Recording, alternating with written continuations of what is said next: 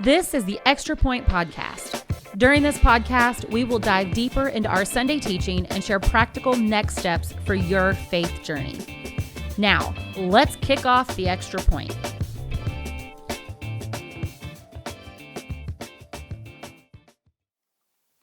Hey everybody, I'm Will Ford. I'm an intern here at Southridge Church, and we are here with Pastor Scott to discuss the message and a couple of extra points that we might want to think about from this past Sunday.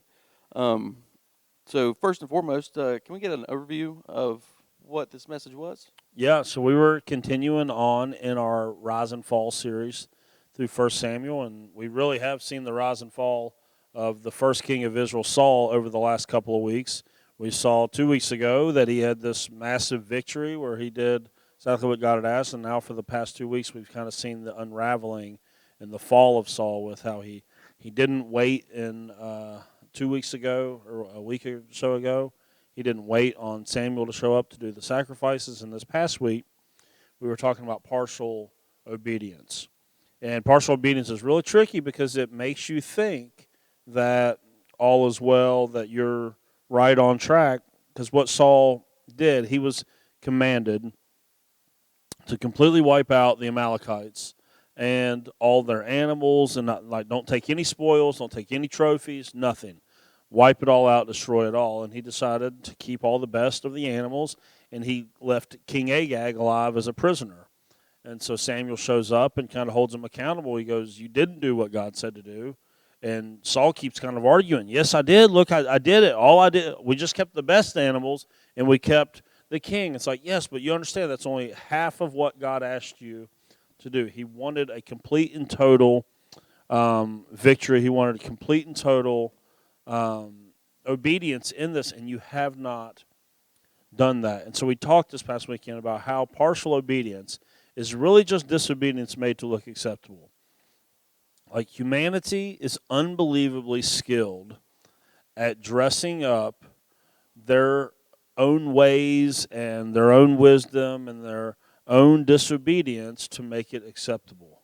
We're very skilled at fooling ourselves into thinking that, like, oh, yeah, this is okay. And, like, we gave some examples about how, like, there's probably a time at a church service that you felt God move.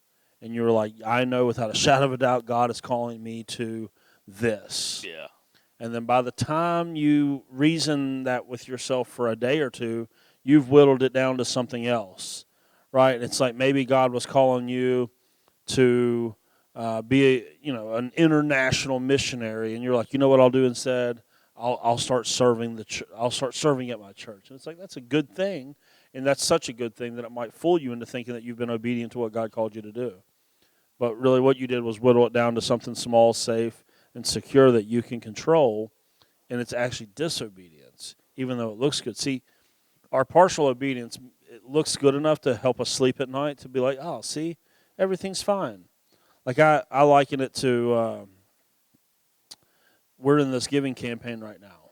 I know what God called me and my family to give to that. If I had told God, how about this? What if I give half of that? God, that's pretty impressive, right? That's pretty good, huh? It's going to be more than what just about anyone, there's only, if I said, I'm going to give half of it, I go, you know what? I'm probably going to outgive 80 or 90% of the people giving, even at half, God. That's got to count for something. And my guess is if we had gone that path, God would have come back and gone, listen, I asked for the full thing. So you think that you're doing something by giving me half of it. You feel good about yourself. You're sleeping. And, you're going to bed, laying your head down, going, oh, look how faithful I am to the Lord because of this. Definitely. No, you gave part of what God called you to. So even though it looks good, right? Like if I showed people, like, hey, this is what Megan and I are wanting to give to For the Future. Let me show you how much we've already given. That people, someone might go, oh, wow, that's great, man, so sacrificial. And all the while, I would know, yeah, it's about half of what God asked me to do, though. I never really went the full way, and this is what we do. I made the, it was like people that live together. They're like, I know that we shouldn't be living together and sleeping together and all that and playing house when we're not married, but we at least go to church together. It's like, you see how deceptive that is. like God wants your obedience a whole lot more than he wants whatever you can offer him. Oh, God, I'll go to church. Or God, I'll go and serve. I'll do this. I'll do that. I'll pray this prayer. I'll do whatever it takes to not have to do what you asked me to do. Yeah. And that's what we were talking about. And the thing was, Saul's partial obedience finally cost him big time. Because now God has fully rejected him as the king of Israel. And this week we're going to learn that there's going to be a new king. Even though it's going to take quite a while for the new king to take the throne, there's a whole soap opera that's going to take place over the next couple of months as we journey through 1 Samuel. But there's going to be a new king anointed this Sunday. And it's going to be very obvious to Saul, that he has made a drastic and damaging mistake. And there's so many people that mess around with disobedience, that call themselves Christians, that don't realize that even though you can be forgiven for anything, I've done a lot of stupid stuff in my life. You've done a lot of stupid stuff in your life. Oh, yeah, that's an understatement. We can be forgiven of anything, but the two of us sitting here right now are living with some scars and some baggage because of the choices that we made. Definitely. I got a DUI when I was 23. I had that blow and go in my car till I was 28. Exactly. See, it's like you can be forgiven of anything, and yet I know that there was stuff that I did when I was a teenager that still, the memories of that, the pictures in my head, the things that I heard come out of, just everything, is still stuck in there. It's still there, and it's still a struggle to deal with. There's ways that my mind and my soul and just everything about me has been scarred. Did Jesus save me? Yes. Is he making me new? Yes. But is my walk more difficult now because of the choices I made in the past? Because I still got to deal with the consequences. 100%. That was what I felt so heavy on Sunday. Was like, I want to warn these people that stop thinking that just because God will forgive you, that you're going to get off completely free for whatever it is that you're choosing to do. And yeah, sure, God will forgive you, but what if you destroy your family in the process? I can't tell you that that's not going to hurt for a long time.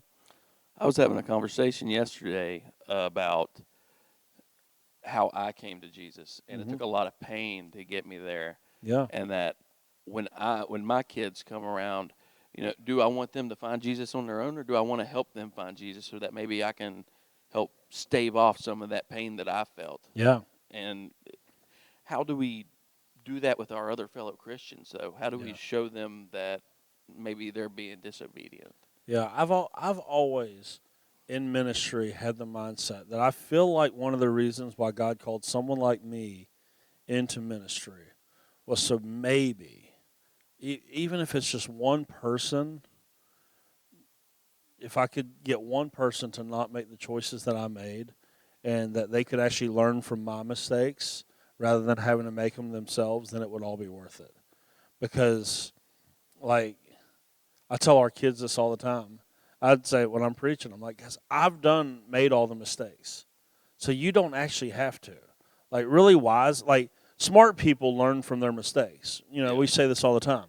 Smart people learn from their mistakes. If you mess up in life, learn from your mistakes. Learn from your mistakes. Wise people learn from the mistakes of others. So the way they don't have to make the mistakes themselves.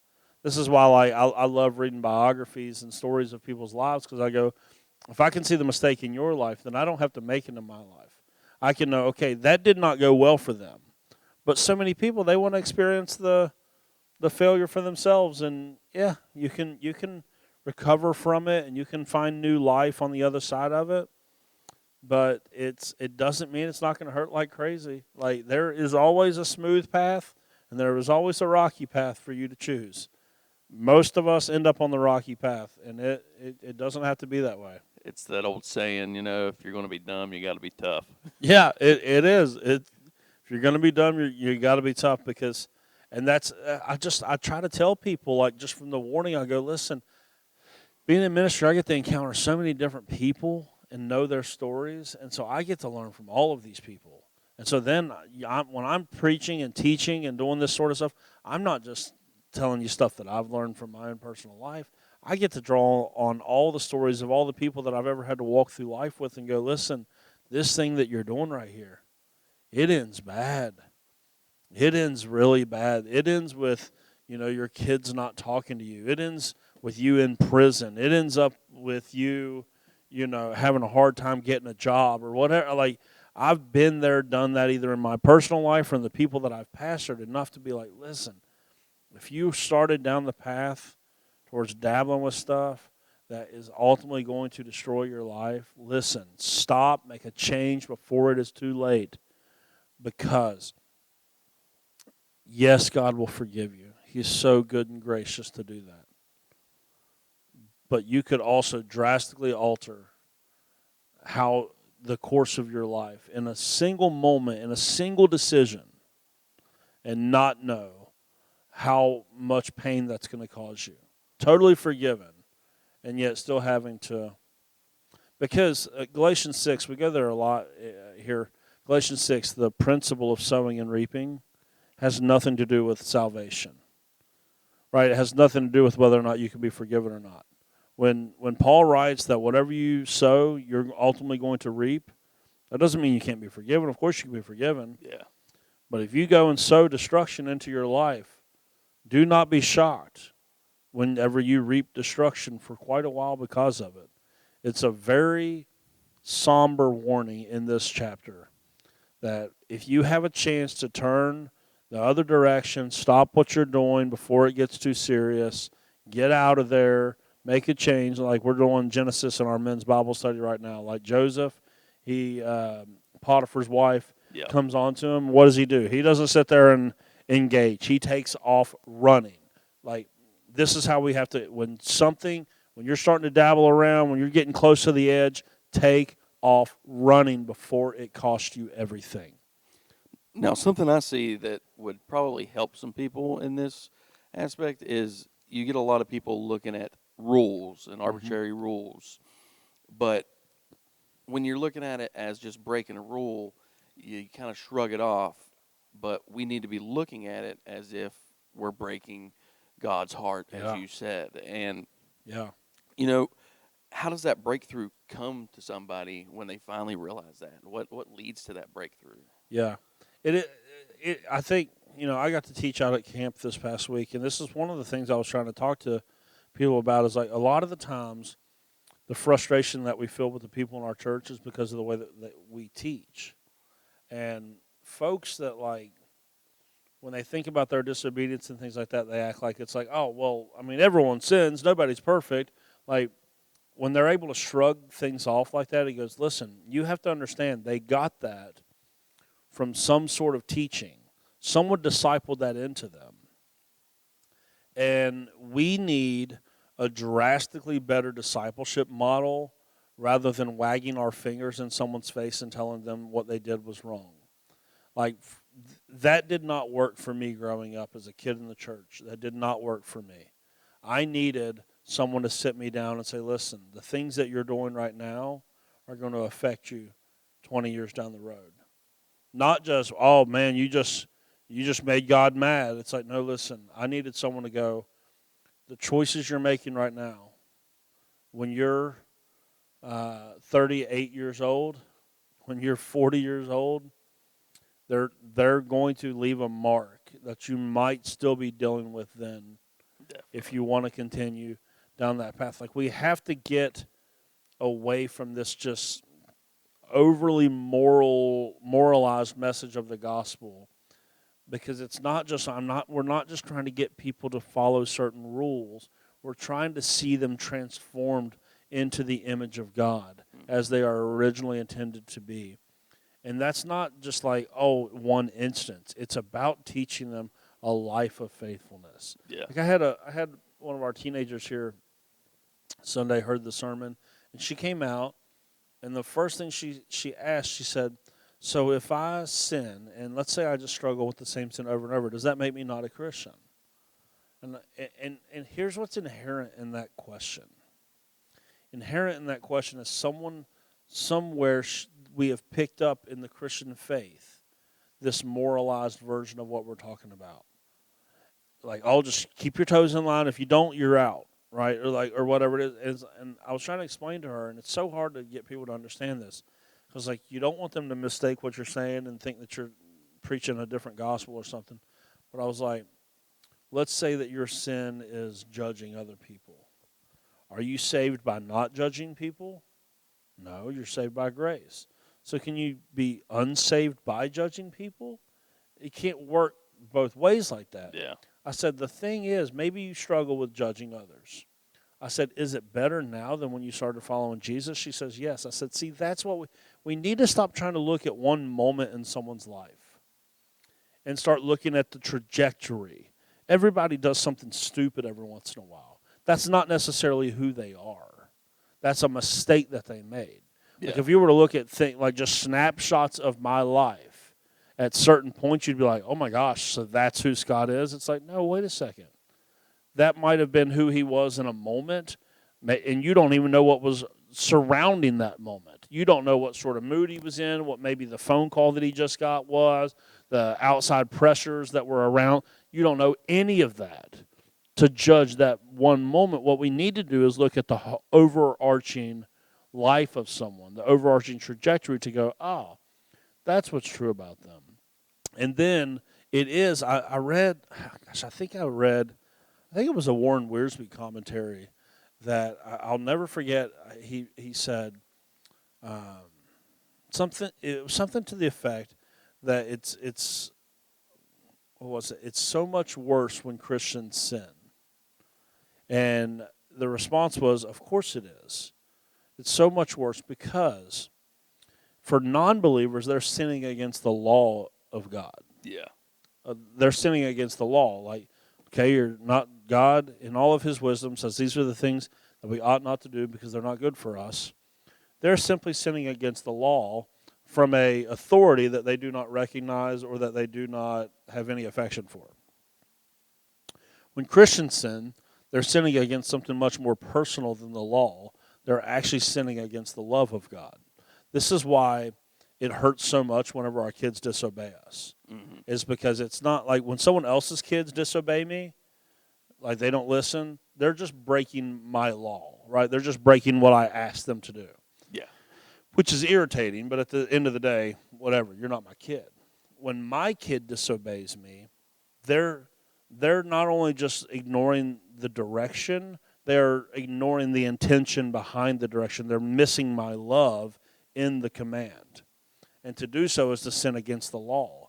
And so it is a much more serious thing for a Christian to sin because you're dismissing the intention of God behind the command that he's for your good. He ultimately knows best. He's trying to get you to flourish. He's trying to get you to succeed, to get you to safety. And you're sinning against that sort of intention and not just whatever the infraction is. So much more serious. So the big thing that we need to do as Christians is we need to help them understand the gospel better. Yep. And what the true gospel is, not this gospel of you have to not sin in such a way, you got to follow these arbitrary lines, mm-hmm. but to understand that when you sin, you are hurting God, but you love him, so you don't want to do that, right? Yeah, you want to help people understand that the real gospel being that Jesus Christ died so we can be forgiven of our sins and set free from our sins. And all of that is not because of anything that we have done. So we need to stop acting like if we didn't do anything to get in, we need to understand that God is playing the long game here. And so we try to look at a single moment and go, oh, man, am I in or out? He goes, listen, we're not talking about in or out. We're talking about the trajectory of your life. And are you drawing closer to Jesus? Are you more in love with God? And what happens is when you take the long view of it, the more in love with God you become, the less you actually end up sinning in your life. Yeah, like people don't turn away from sin because of judgment and because of condemnation and preachers wagging their fingers in their face and telling them how horrible, awful, nasty you are. the scriptures even attest to this. I believe it's in Romans, that it's the kindness of God that leads us to repentance. So when we actually understand the love of God, that's actually what helps sets us free from the power of flesh, because we start to trust and believe that God has set up these boundaries, not arbitrarily, not just for any old reason, but this is a line that if I cross it, there is pain on the other side of it. Yeah. And I need to trust God enough to know, let's stay on this side of the fence. There's freedom over here. There's fun over here. There's safety over here. There's provision over here. There's pain over there, and that's what he's trying to save us from. Yeah. Makes me think I should have listened to my dad a lot more when I was younger. Yeah, we all should, right? Yeah, I was just listening to a podcast about dads, actually, on the Nate Land podcast. Yeah. And, they were just talking about that. It's like, as you get older, you really come to appreciate your dad's point of view. Like, if you had a good dad, as the older you get, you go, maybe he knew a little bit more than what I thought. I think it was the Mark Twain quote. He said that Mark Twain said when he was 14 years old, he thought his dad didn't know anything. And when he was 21 years old, he was surprised how much he learned in 7 years. Yeah. Yeah. That's great. Yeah, it's great because it's like, once you get to be an adult, you go, oh. Especially once you get to be a dad, you go, oh. That's why he says don't do that. It's not arbitrary. It's not like, oh, he just doesn't want you to have any fun. It's like there's serious consequences for it. Like we have certain rules in our home that our kids don't always appreciate, right? And they're, to some people they seem like over the top and like, oh, really? You don't allow this? It's like, but I know there's a time coming because I grew up in the same sort of household when my kids will look back and go, oh, that's why we're not allowed to do that. That's why mom and dad say that's not a good idea. That's why they'll be able to look back with that. And it's the same thing. The closer you get to God, the more you'll be able to see things from his perspective and go, yeah, that is right. Yeah. Listen, as someone that, I didn't start following Jesus until I was 23 years old. I broke every command I could possibly find of God's before that point. Not once did breaking the command of God not wound me or harm me in some way that to this moment I still have to live with that. All the people that I hurt on the path to where I went, all the decisions I made, the things that I put into my mind and into my heart, all of that, you have to live with all of that. And all of those things God set up as guardrails to go, no, don't do that. And I always thought God was such a buzzkill. I was like, man, I just, why has he got all these daggone rules? What is it? I just thought everyone seemed miserable. Now I look back and I go, oh, see, there's a reason why God is against drunkenness. Mm-hmm. Because he sees the disaster that follows it. There's a reason why God is against premarital sex, right? These aren't arbitrary God's going, oh, because I don't want you to have any fun. It's like, no, look at the destruction that follows these situations so often. There's a reason why God's against lying, why God's against gossiping. There's tragic consequences. And so when we are disobedient to God, we have to realize, we're being disobedient to someone that is actually looking out for us. Yeah. Someone that actually has our best interests at heart. Yeah, that's good. Well, that is the message I think we need to take away most out of what you were talking about Sunday, is that God is looking out for us. Yeah. And we're going to hear more about this next Sunday as we get to see David come into play. Yep. And I hope that you all will tune in, and as we have the extra point on that next week. We thank you, and we'll see you next time. Thanks for tuning in to The Extra Point. Be sure to subscribe to the Southridge Church podcast and tune in every Wednesday for another episode of The Extra Point.